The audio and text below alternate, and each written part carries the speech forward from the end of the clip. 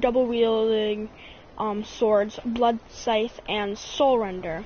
In the last video, I showed you how to get the Deathbrand armor, each piece. So when that video uploads, if you want, just go back to that video and you will see how to get it. And I also explained how you're getting it, so I will explain how to get it again. You will need to be at level 36. You need the extended DLC Dragonborn content.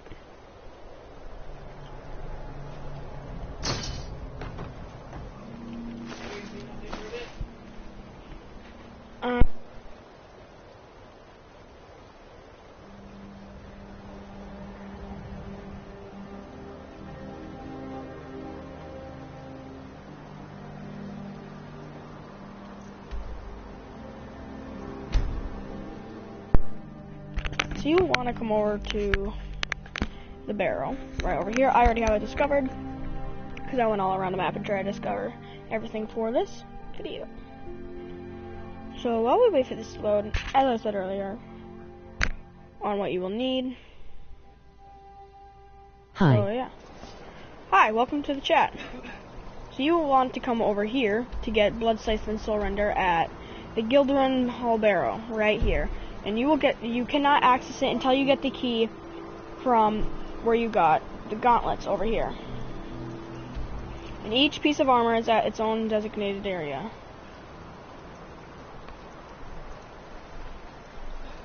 And you need to be level 36. Alright, so let's get into it. There will be 2 weak levers. I don't know why I'm using a fork.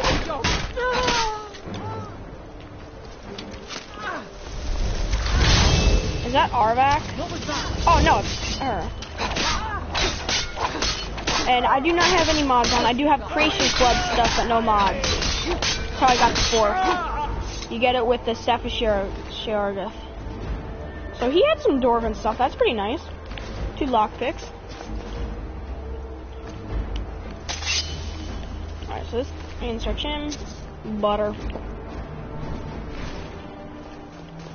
So we could either lockpick it, or I think actually it only goes to lockpicking when you have the gate or unlock the mission.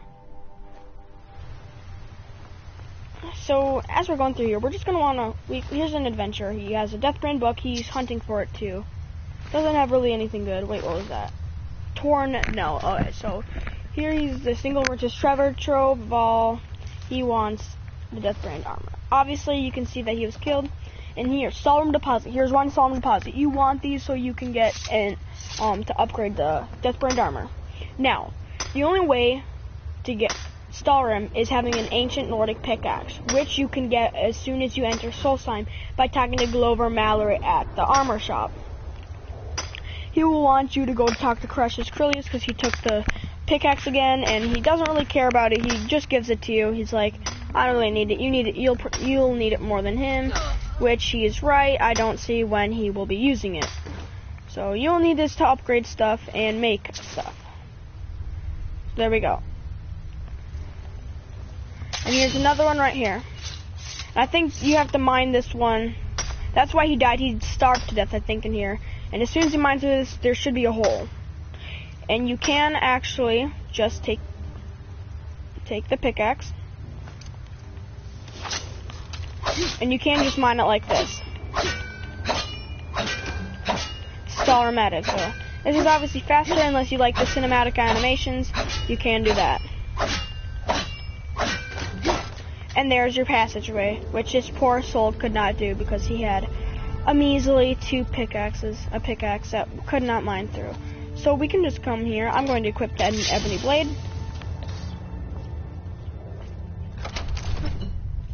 And as soon, so you can pretty much go like, ooh, don't see that every day. Gold, look at all this stuff. Well, actually, it's the cursed stuff, gold. That is why Hackney Deathbrand went crazy. He did not want it, and at the end of this video, I will be reading the whole Deathbrand book. So as soon as we activate it, we cannot get out. So we have to continue with the mission. So there's about probably almost 10 grand worth of stuff here. And this key, look at all this. I don't really care about those. You can get those anywhere. Look, we even got ebony armor here.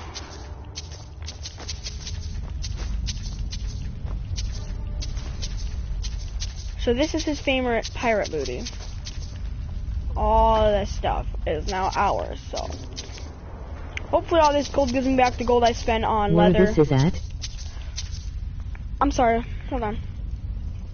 Are you wondering where this is at? Okay, so this is during in Solstheim right now.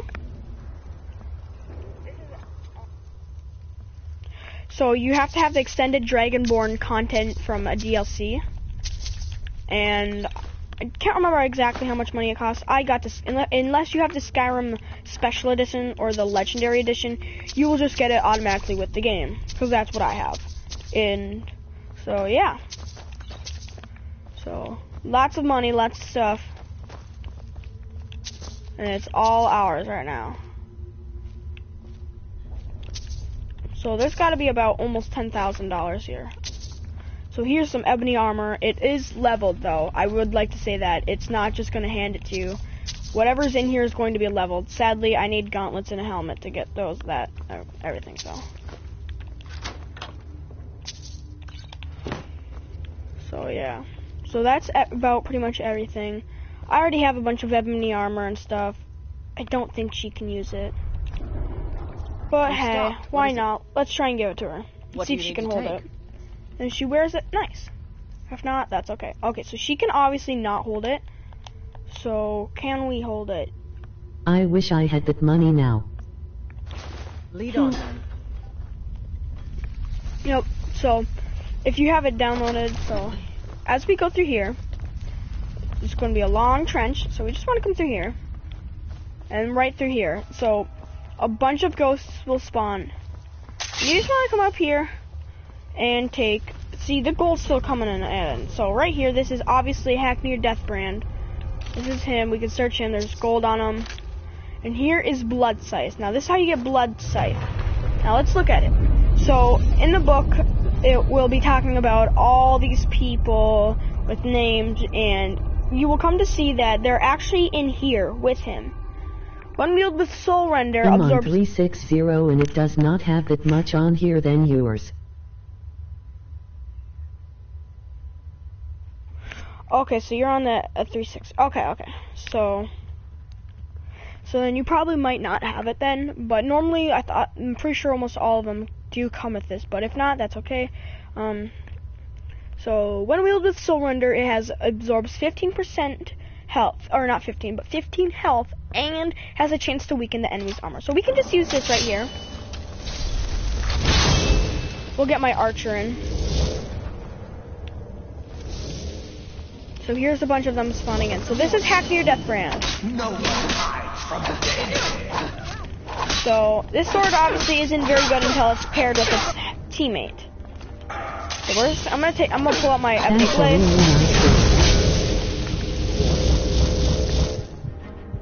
The ebony blade is a really nice sword, and Bloodsythe is a nice sword. It's a scimitar. Alright, so obviously he has both of them, so we just need to wait, do I have some cheese? Okay, no, I don't have any cheese, so we're just gonna pop that. Okay, so he disappeared. So here's Hocknir's crew. And some of them will have names, like...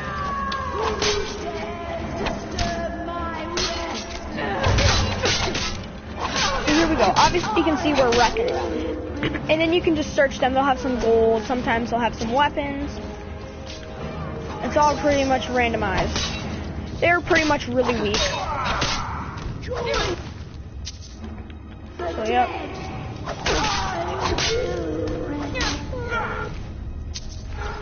Come on, let's see you put up a fight.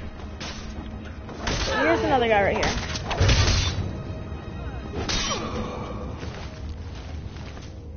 I did not mean to grab that. Alright, so here's some money. Alright, so now we just gotta go back up here. And here's Hackney Deathbrand. Okay, we both missed our attack. Okay, so his thing is very, very good, actually. Okay, somebody's hitting me with lightning, and I think that's the main reason I'm dying.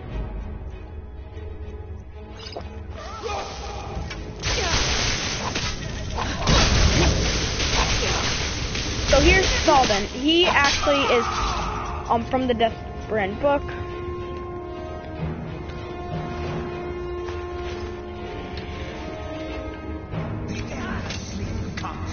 Here's another one. We can just hit him.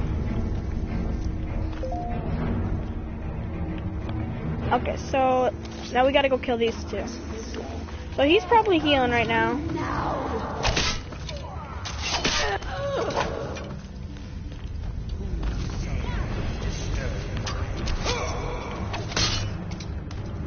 So we just absolutely are wrecking them.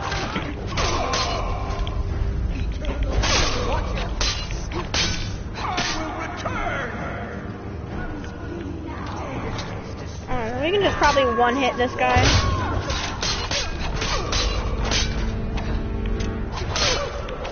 Except her.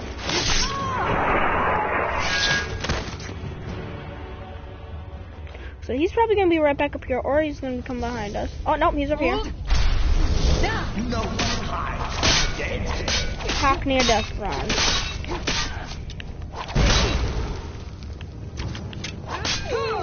So we just got a kill cam on him, which is actually really nice. So don't forget to search his ghostly remains so you can get that, and so you can get Soulrender.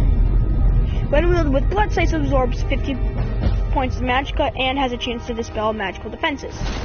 So we now have that. And Ring of Remedy. So all we gotta do is just come right back out here. And now we can leave. So that's all the stuff that you can get from this whole awesome questline.